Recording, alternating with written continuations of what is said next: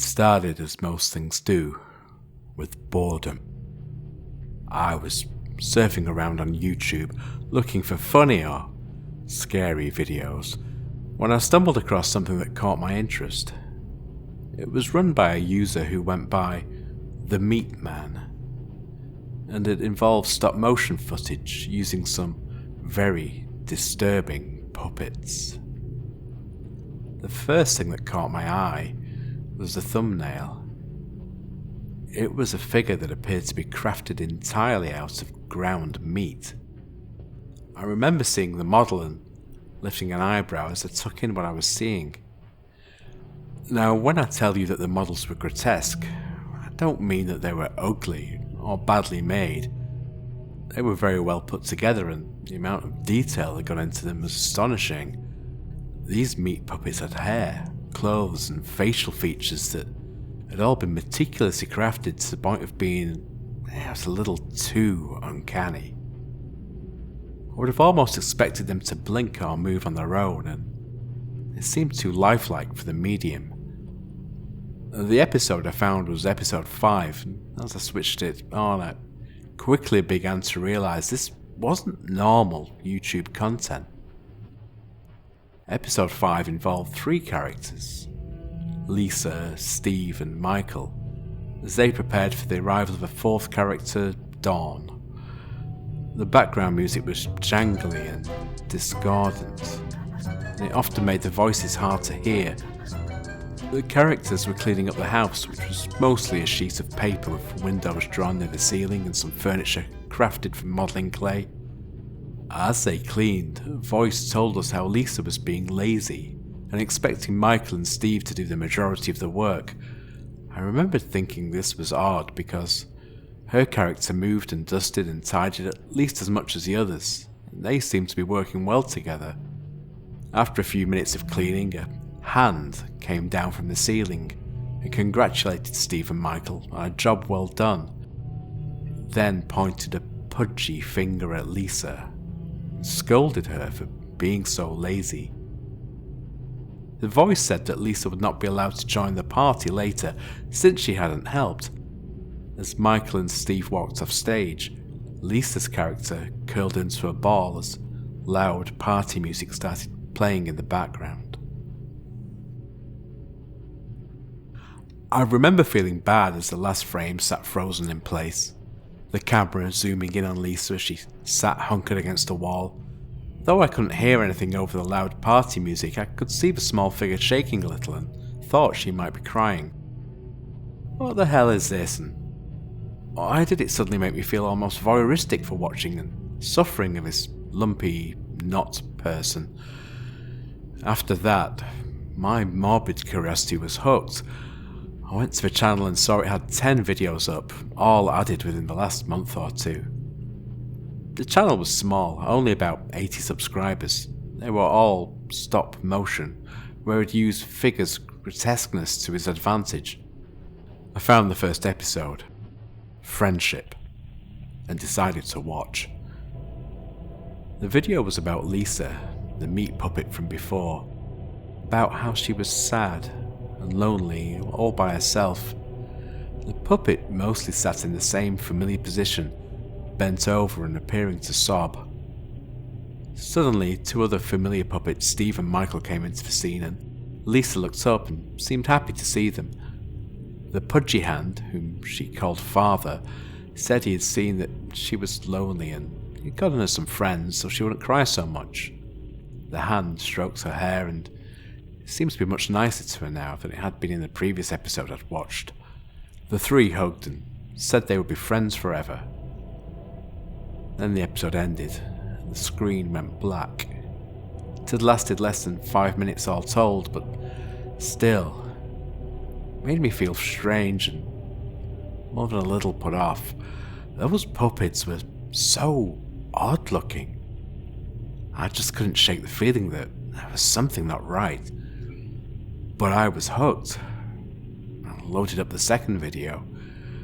It was a train wreck, and I needed to see how it came out, no matter what the carnage looked like. The next 2 episodes were similar.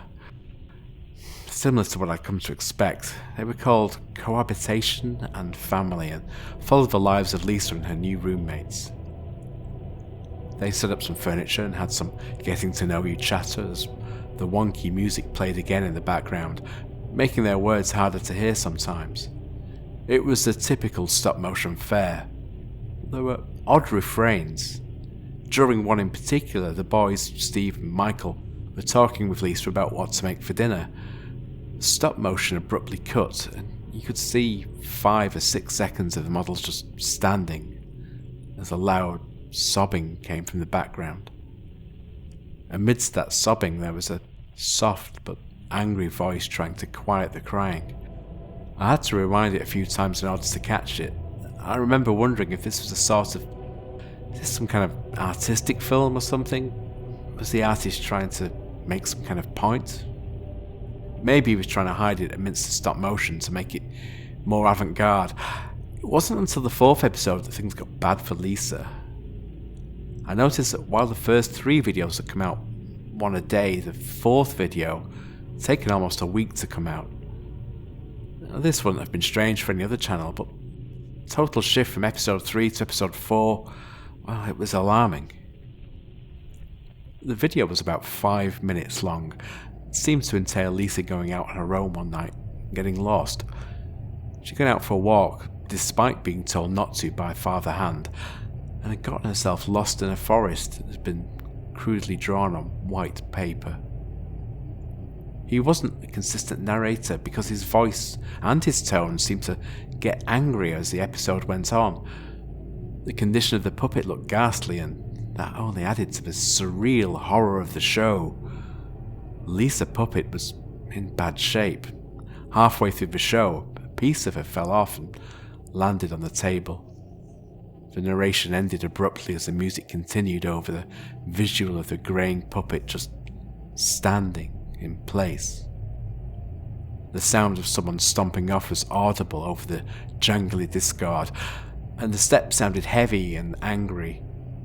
There was a brief moment where the sound of someone begging to be let go, but it cut away just as the sound of screaming started. The video was edited very poorly, and an attempt had clearly been made to cut it out. When the show resumed, Lisa Puppet was completed again with what appeared to be a fresh hunk of meat. Towards the end of the episode, the Lisa Puppet bent over and seemed to weep as she was alone and scared in the forest.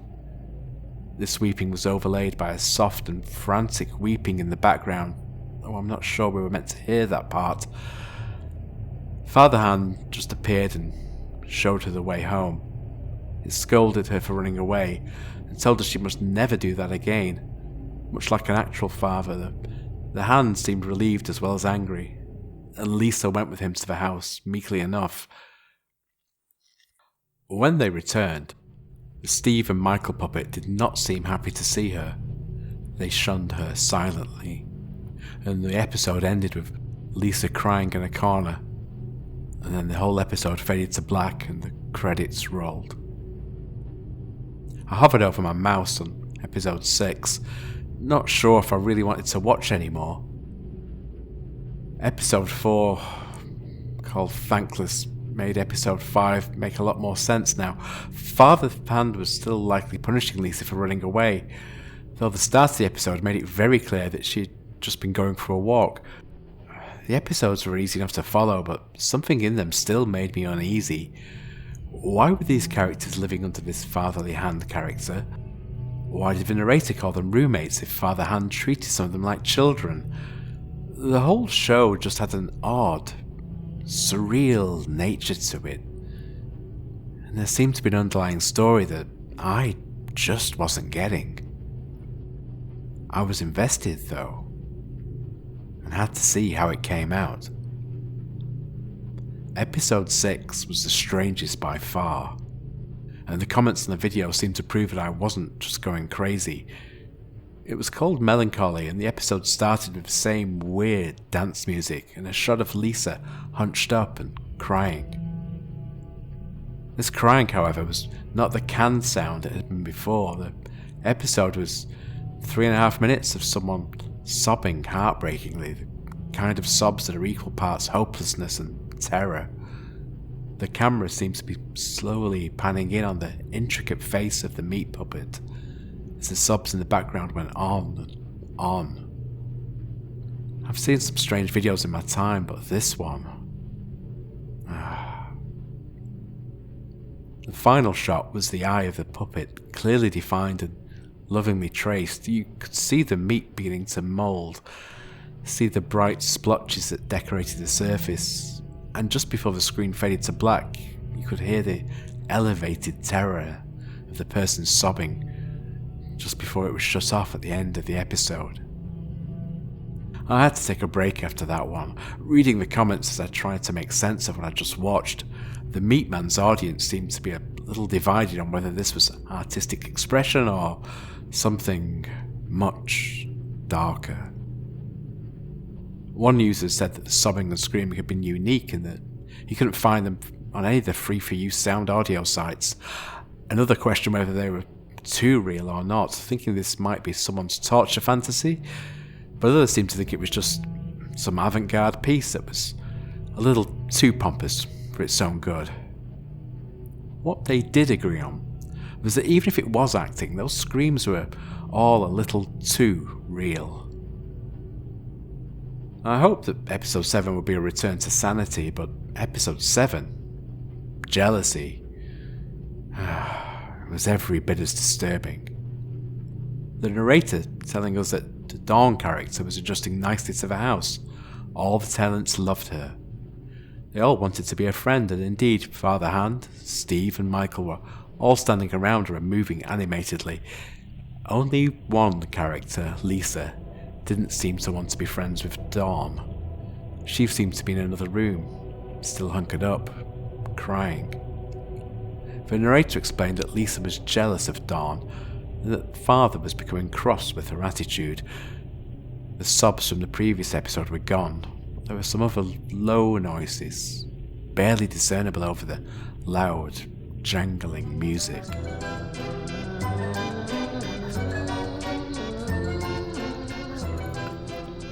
The puppet seems to be in much better condition this episode, and I suppose they changed the meat in them recently. The Father Hand came and yelled at Lisa some more, but she just stayed, hunkered up and crying. Finally he left and the episode ended as the camera zoomed in on the little meat woman, hunkered down in her anguish. I wondered if I really wanted to see more. Felt like I'd been watching for hours, but in truth, all 7 episodes had taken less than 30 minutes. Something about watching the byplay between the characters had gripped me. I felt that I needed to finish it. At the same time, there was something much darker here than I'd expected. This was like someone's confession. The whole thing felt very intimate. I almost felt voyeuristic for watching. But still, I clicked the next episode, telling myself another 3 episodes wouldn't do too much damage.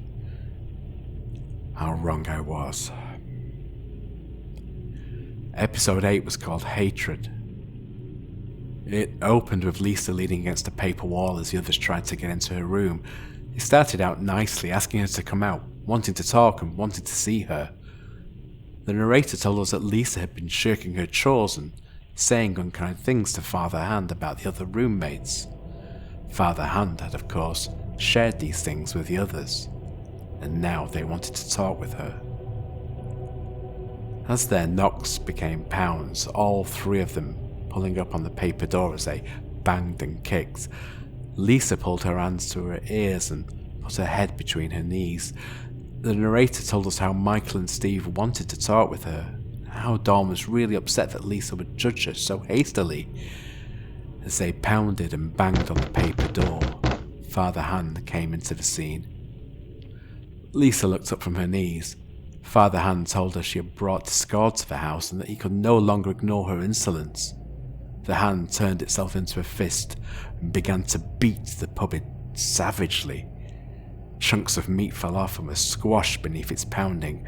The wire body twisted and and warped.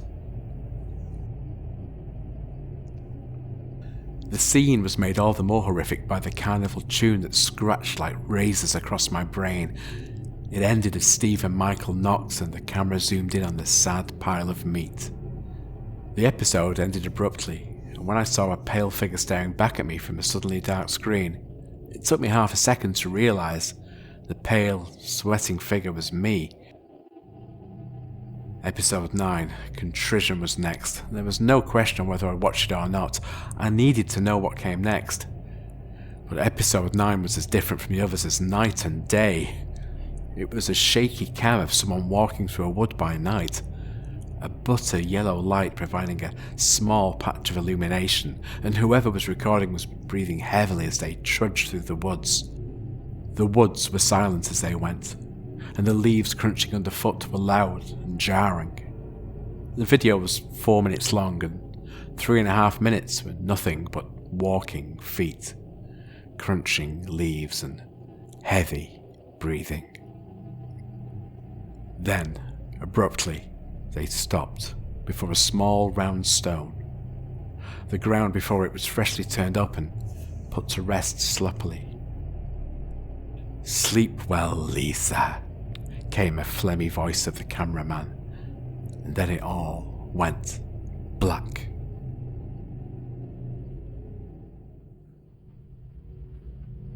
I hit the 10th episode before I could think about it, wanted to see how it ended.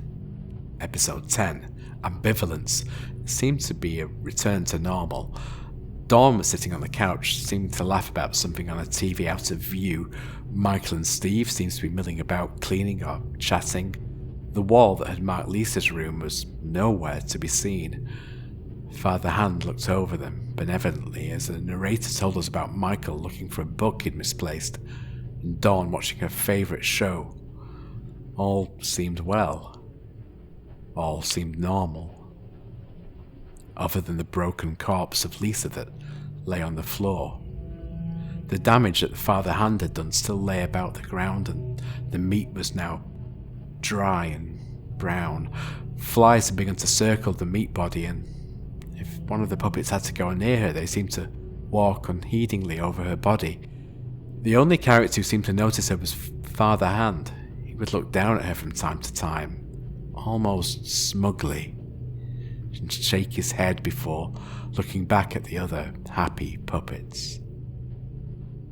Episode 10 ended, and I was yet again left wondering what I'd just seen. These videos had moved into my head rent-free in less time than it takes to watch a movie. I'd moved on to other videos, other activities, but the images were never far from my mind. I've been known to suggest strange videos to friends of mine, even linking them on Reddit to certain groups. This one, though, this was not one of them. I was hesitant to tell people about it. Didn't want others to suffer. That was probably what I was thinking about it when I saw the poster. I was travelling for work. I work as an expert witness for specific cases. I do a lot of travelling and a lot of waiting, which often leads to my earlier mentioned boredom.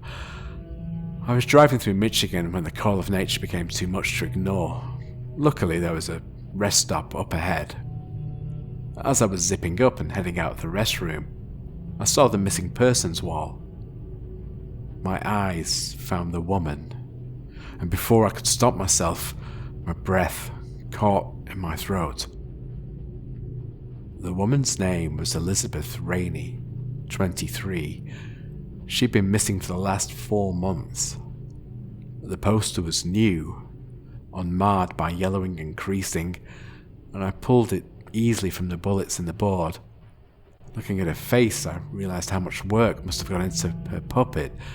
Her nose, her wide forehead, the small dimple in her chin, the dent in her left cheek from some childhood accident. They were all there, and they had all been lovingly added onto the porous face of the meat puppet. I took the poster back to my car. I checked in time, approaching her quickly, and I called a friend of mine who worked at the local police department. I told him about the girl, about the YouTube channel, about the videos, and he said he'd look into it without much enthusiasm. When he called me later that day to thank me for the information, he sounded much more interested in what I had to say. I called him again a few weeks later, offered to buy him a drink if he'd just sate my curiosity. He was willing, but said I might not want to know as badly as I thought I did. And over drinks, he told me the whole sad story. See, my friend had a friend too. His friend was an agent with the FBI, and after watching the videos, my friend told his friend. He sent him a link to the channel, asked him to take a look. After watching, he tracked the IP to see what they could find about this guy. Turned out that Elizabeth wasn't the only familiar face that was missing in the Michigan area. Michael Chavez, Stephen Shoei, and Dawn Lee were also missing. The IP address traced to an old house near Lake Huron. The owner, David Matthews, owned the house and a lot of the acreage out there. As soon as they had a warrant, they had raided his house, catching David by surprise, and had found more than they'd bargained for. He had been keeping them in his basement. The sick bastard had a large, finished basement with 4 separate rooms. The central room had a couch, a TV, and a large kitchen table, with a small set for the show and a camera.